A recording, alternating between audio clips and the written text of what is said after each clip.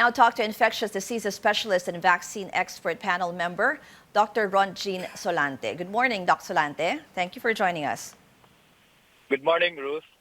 Doctor, this surge is no longer contained in Metro Manila. Now it's also affecting the regions. There are areas in the north now under alert level 4. How concerned are you with this development? Well, that's an important observation because when you look at the vaccination rate outside of the national capital region, it is also expected that with a low vaccination rate, then cases will really be increasing. And in fact, even Metro Manila, where the vaccination rate was very high, because of the highly transmissible virus, then we would expect in areas outside of NCR where the vaccination rate is really low, then this increase in the number of cases is quite expected. Mm-hmm. But here in Metro Manila, parang may roller coaster of cases eh. Di ba, we went down the other day and then ngayon we're back to more than 30,000. Bakit po kaya ganon? Well, this is an indication of continued community transmission. No? And you know that when you have this up and down, this is a sign that we're not yet off the hook in terms of community transmission. Second is that there are still cases with more than 20,000, higher risk of transmissibility. Then there's still a possibility of an exponential growth or a partial decrease. But we need to observe and we need to look at the trend in the next 5 to 7 days. But again, this is not something that if our case goes down today and we are already off the hook. No, it's not. There's still an ongoing community transmission route. Because everyone was thinking that probably after the holidays, no, because marami rin social gatherings, that also affected the surge. No, that and aside from it's because it's Omicron. So, what are your projections? Because coming from the holidays and then moving into the next few weeks.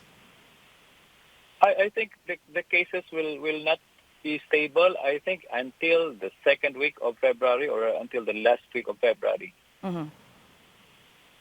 And also in terms naman of vaccination, I was reading a WHO report and they're saying that that's also one factor why we have a surge right now. We have low vaccination rate compared to our neighboring Southeast Asian countries.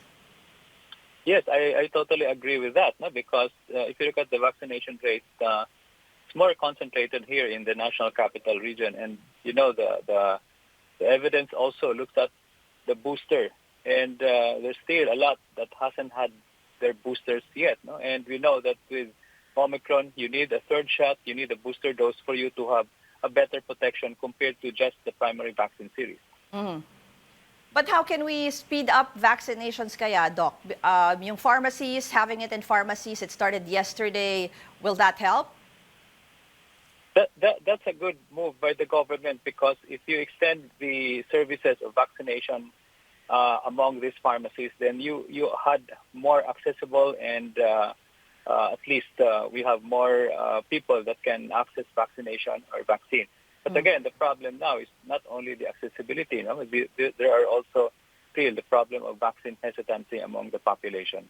Mm-hmm. Aside from vaccine hesitancy, meron ding iba, they're putting it off because they just had the COVID infection. Can you tell us again, is it safe for people to have their booster shots after they get infected? Kasi the DOH earlier said, pwede na eh, after a few weeks, even after you get the infection, you don't have to wait for a few weeks, no? Yes, the recommendation is that once they have the infection and they are fully recovered, then they can enlist and they can have their vaccines. No, it's safe to be given earlier.